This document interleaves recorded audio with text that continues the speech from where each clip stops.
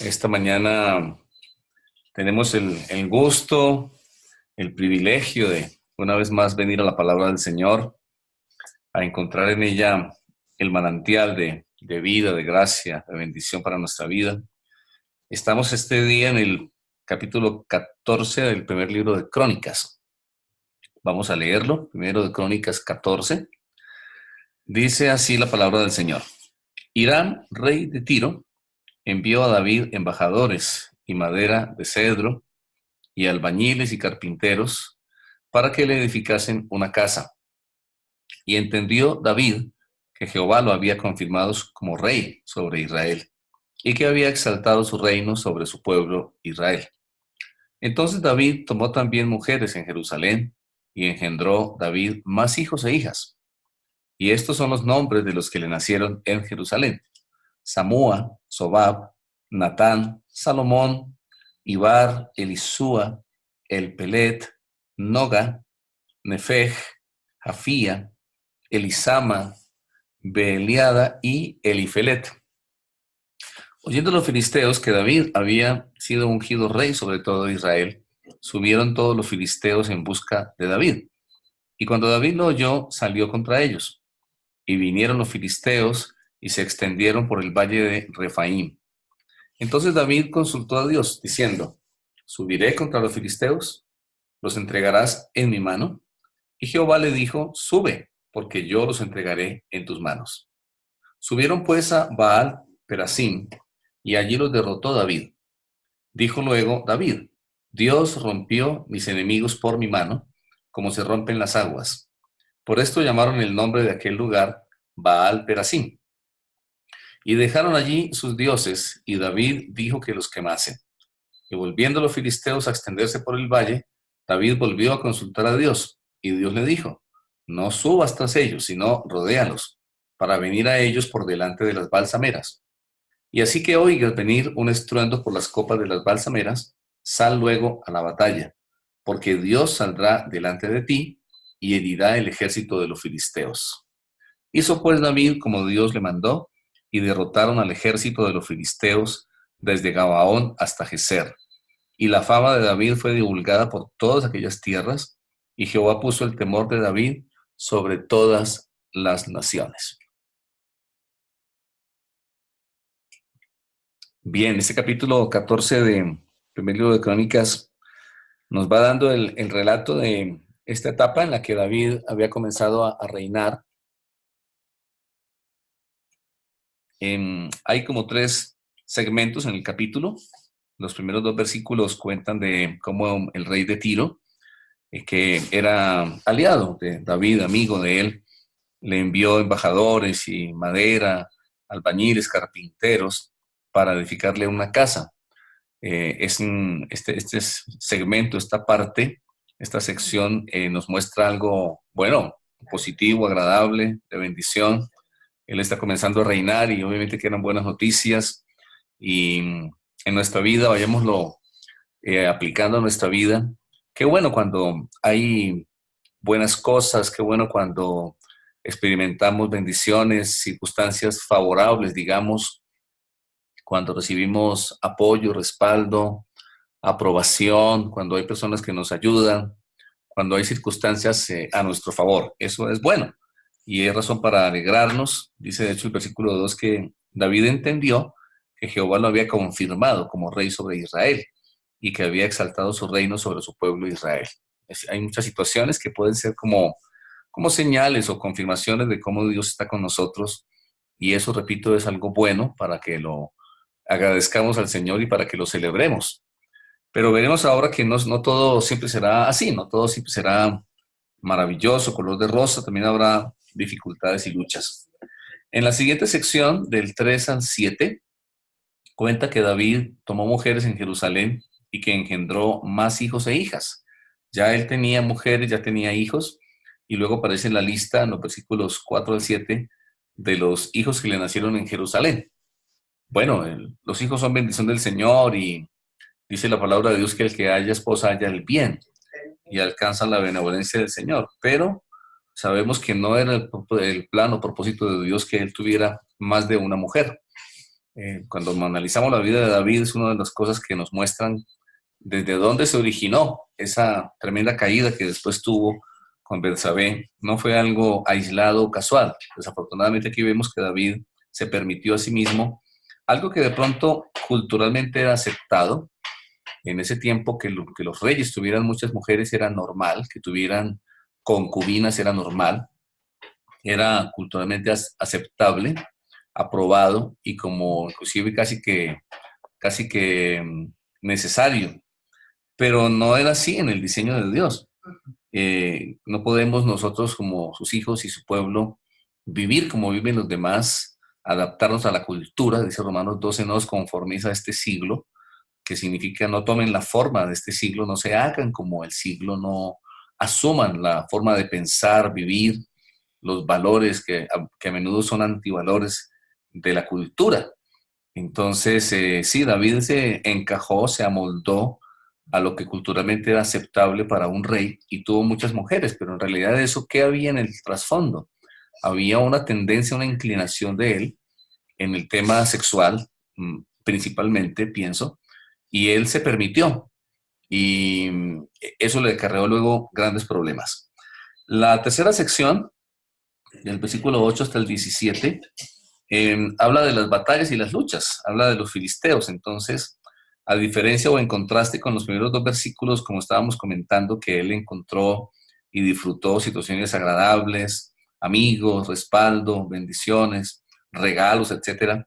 Aquí encontramos que los filisteos, precisamente al saber que él había sido ungido rey sobre todo Israel, reaccionaron atacándolo, subieron en busca de David, el versículo 8, y no subían precisamente a felicitarlo, ¿verdad? Sino subían a atacarlo, lo veían como una amenaza, y eso nos va a suceder y nos sucede. Hay personas que nos pueden ver como una amenaza, y siempre definitivamente el enemigo sabe que somos una amenaza para él, sobre todo cuando vivimos en los propósitos de Dios, sobre todo cuando como creyentes decidimos hacer la voluntad de Dios, cumplir nuestra misión, pues somos una amenaza para el enemigo.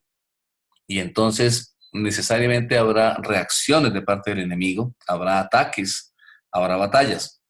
¿Qué hizo David? Bueno, no se amedrentó, no retrocedió, sino que cuando lo oyó salió contra ellos. Y es lo que debemos hacer, ¿verdad? Ir y enfrentar esas luchas, ir y hacer frente a los enemigos, salir contra ellos, porque sabemos que Dios está con nosotros. Y bueno, vino la batalla, el versículo 9, los filisteos se extendieron por el valle, pero aparece un principio muy importante aquí en el párrafo, y es que David consultó a Dios. En dos ocasiones aquí, el versículo 10 y en el 14, volvió a consultar a Dios. Aparece este trascendental, este extraordinario principio que a veces se nos olvida en nuestra vida, y es la importancia de siempre en todas las cosas, en todas nuestras acciones, decisiones, en cada área de nuestra vida y principalmente en nuestro servicio al Señor, siempre consultar a Dios. Podría parecer muy obvio, ¿verdad? Dios lo había puesto como rey sobre Israel para administrar, para ejercer un liderazgo, y eso incluía obviamente pues enfrentar a los enemigos de Israel, y los filisteos eran unos de ellos. Entonces parecía como muy obvio, como que no hubiese necesidad de preguntar, pero él no lo dio por hecho, y ese es el principio. No debemos dar por hecho, no debemos guiarnos por nuestra lógica, sino siempre consultar al Señor. Entonces él le preguntó a Dios en el 10, ¿subiré contra los filisteos? ¿Los entregarás en mi mano? Y Dios le contestó, le dijo, sube, porque yo los entregaré en tus manos. Y así lo hizo en el 11, subió y los derrotó. Y dio gracias a Dios, dijo David, Dios rompió mis enemigos por mi mano, como se rompen las aguas. Por esto llamaron el nombre de aquel lugar Baal Perasim. Qué extraordinario, qué importante, una gran victoria cuando nosotros actuamos de esta forma, cuando nosotros nos acostumbramos a consultar al Señor, a en cada decisión, en cada momento de nuestra vida, consultarle, vamos a recibir su dirección. Él se complace en guiarnos. David ora diciendo, muéstrame tus caminos, enséñame tus sendas. Y Dios, a Él le complace y Él espera que busquemos esa guía. Dice el Nuevo Testamento que nos ha dado el Espíritu Santo para guiarnos. Entonces, siempre desarrollar este hábito de consultar al Señor en nuestra vida espiritual, familiar, económica, de trabajo, de ministerio, de servicio de Dios en todas las áreas, consultar al Señor. Él nos va a mostrar, Él nos va a guiar.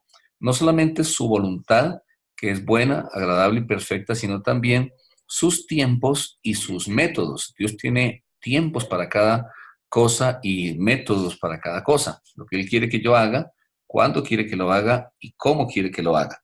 Luego entonces se repite la situación, los filisteos vuelven a atacar, no se daban por vencidos, versículo 13, volvieron a extenderse en el valle.